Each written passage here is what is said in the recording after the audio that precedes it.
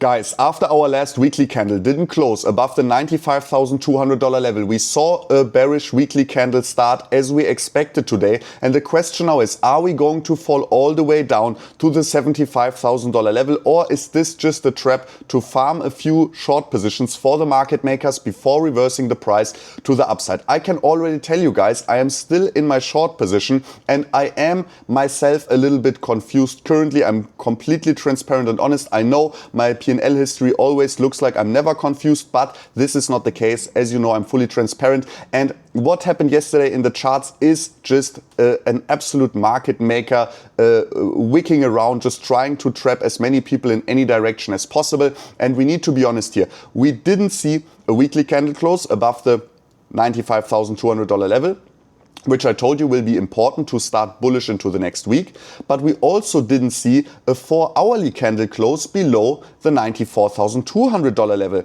on Sunday yesterday, which would have been the confirmation for us that we will actually start bearish into the week. So I myself also told you guys on Levex, as you guys know, in my free content, I told you yesterday, to be honest, also I'm getting confused sometimes, really not sure what to expect for Monday if we don't close below 94,400 or above 95,200. And neither of these things happened. For sure, the weekly time frame is stronger than the smaller time frames, and this is why after closing the weekly candle not above the 95,200, we had to expect a little bit of more bearish momentum into this Monday than bullish. But in general, there was no clear decision made for this week yet. And I'm just remaining on the sidelines here with my short position currently. I doubled it up one time after we closed our 1-hourly candle, as I told you also yesterday, below that level. But as we haven't seen a 4-hourly candle close below it till today, I didn't scale that trade up yet, and I will let you know exactly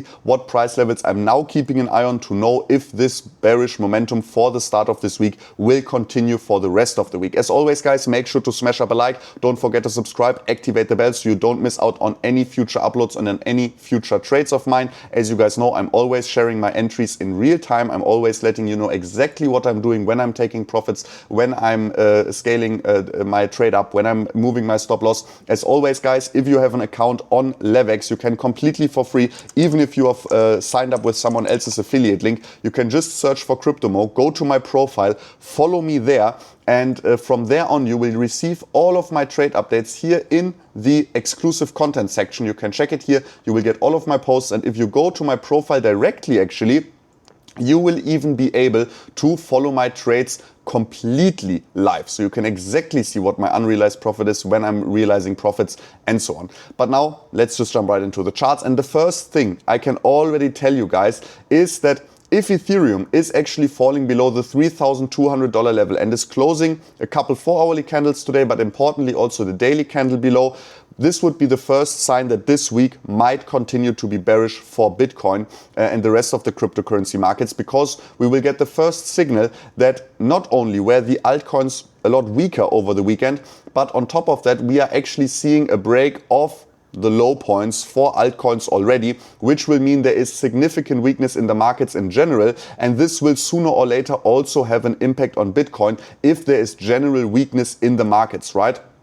So this is one thing that we can keep an eye on. On top of that, if we want to have any chance to not actually correct at least to the $92,000, $91,000 level again, where our important horizontal support is and also where our downward sloping support from our falling wedges, if we don't want to see that, we will need to close this daily candle again above the $94,200 level. If this daily candle doesn't close above the $94,200 level, this daily candle would be a bearish daily candle. I mean, we expected a bearish start into the week, but this would actually confirm that we most likely will continue to have bearish momentum in this entire week. And this would also mean I will do the second scale up of my short position. As you guys know, we entered this short position originally at the $102,000 level. We doubled it up already yesterday when we got the first bearish confirmation sign with the 1-hourly candle closing below the $94,200 level.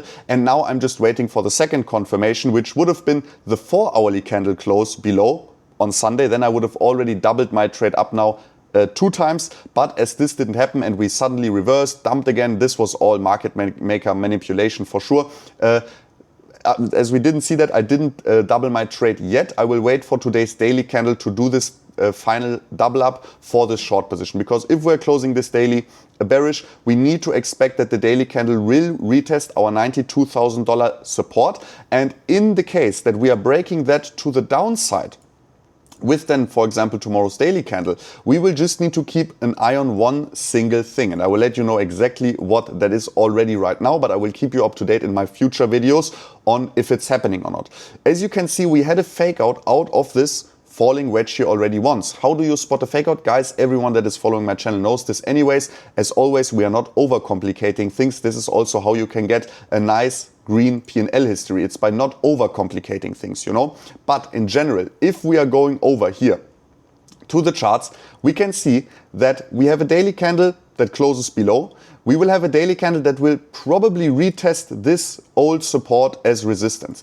And as soon as we see then a similar close to this candle, for example, over here, we know that this breakdown might get confirmed. But what do we need for the final confirmation for breakdown? Always, we would see a next daily candle not reversing to the upside again, but closing a daily candle below the old low points, right, after the initial breakdown. So this would in the past, if we would have wanted to know if this is a fake out or not, to be 100% sure that this is actually a breakdown, we would have needed to wait for this daily candle to close below here. Only then we would have had a confirmed breakdown, but that didn't happen, so it was a fake out. Anyways, if we are now seeing this bearish daily candle closing today, and as I said, it's a bearish daily candle, if we're not closing it above the $94,200, in the best case $94,400 level, $94,400 level, if we're not closing above that, it will be a bearish daily candle, and we will most likely see at least the retest of the $91,000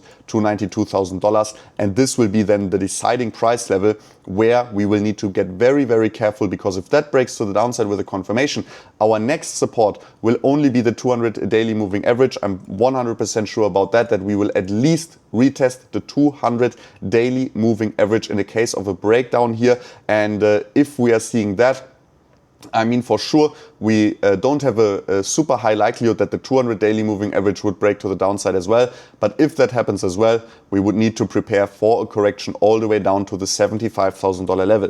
So this is why I'm staying in my short position for now, why I'm remaining a little bit careful. There's not much I can tell you currently. I mean, also myself, I don't know everything at all times, so even I am sometimes a little bit confused from the markets. As I told you, I was also posting about it yesterday in my posts that you can follow for free, that I'm a little bit confused myself, that the market makers are just moving the price weirdly, and in such a case it's much better to take a step back, to not jump into any trade, because if you are not sure about what exactly is going on, you will only make a decision on short or long based on emotions, because you are not 100% sure what is happening, and as soon as you see then the price moving up quickly or down quickly, which was exactly what the market makers, in my opinion, were doing over here, they established uncertainty and then used this uncertainty to use people's emotions to quickly move the price up, to catch them in their uncertainty with some sort of feeling, just like, I'm missing out, I don't know what's going on, but we are pumping, I need to jump into a long.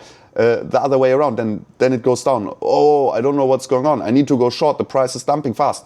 So this is just confusion, and this is why it's much better than to take a step back and just do not take a trade. There's always a new entry, believe me. I'm 100% guaranteeing you that there's always a new entry for a trade.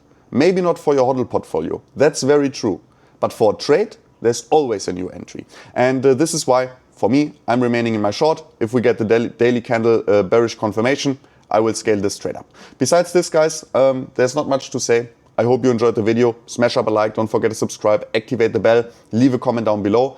And for now, I would say we see us in the next video, which will be tomorrow, where we hopefully have a few more clear signs on where the market is moving, especially also potentially with the Bitcoin ETF in and outflows. We will have some more additional information we can look at tomorrow to find out where the price is going to go next. But now, we're going to see us in the next video, guys. Till then, bye. Bye.